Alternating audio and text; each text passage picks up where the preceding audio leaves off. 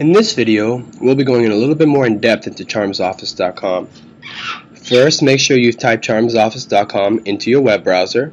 Once you've gone into the main page, in the parent-student login, enter South Broward school code, which is SBHS band. Once you've entered that information, click on the Enter Charms button. Once there, you'll remember the 4 public buttons we spoke about on the last video.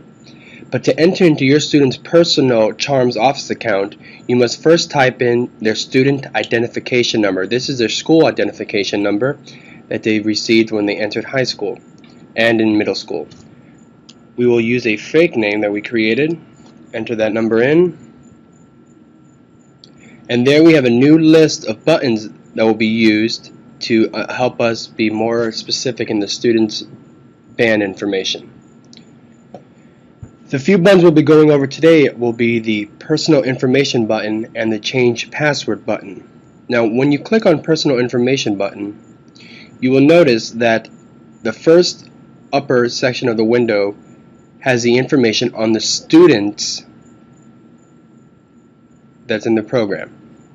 The name, the address, any email, birth date, locker number that's in the band program, what instrument they're in, so on and so forth. If any of this information is incorrect, please modify it and then hit update. Same with the bottom here. The bottom window relates to the parents or the guardians that are responsible for this child. You can alter any of this information if any of it is incorrect.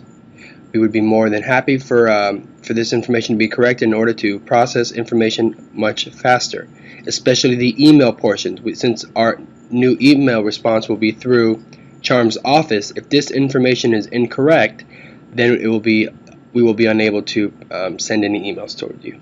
As far as the driver's license goes, we do not need that information, so you can leave that blank. Work number, cell phone number, home phone number.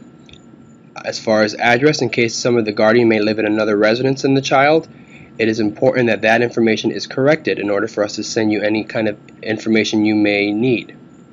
Also, on the bottom here, clicking here designates that you would like to be a booster member or a volunteer for certain events.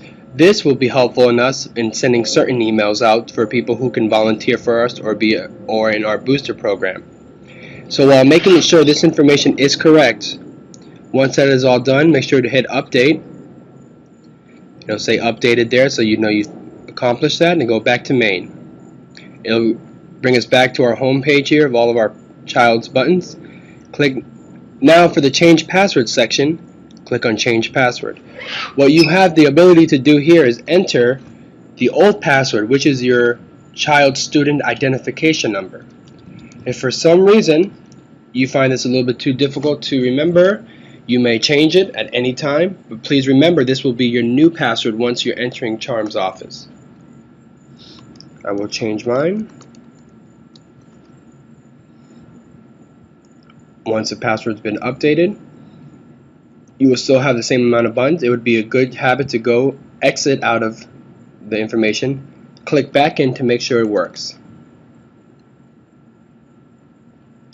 Once you go there, enter that new password that you placed, and there we have it. Works well. If for any reason you have any issues remembering the password or you may have forgotten it, please email me as soon as possible. Thank you.